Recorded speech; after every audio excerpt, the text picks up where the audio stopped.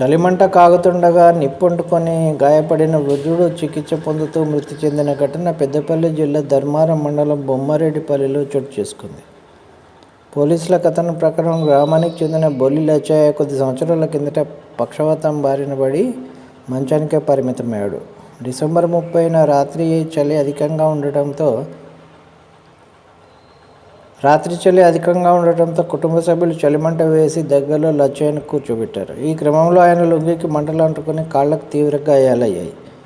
అప్పటి నుంచి వరంగల్ ఎంజీఎం ఆసుపత్రిలో చికిత్స పొందుతూ బుధవారం రాత్రి మృతి చెందారు. కేసు నమోదు చేసినట్టు ఎస్ఐ తెలిపారు.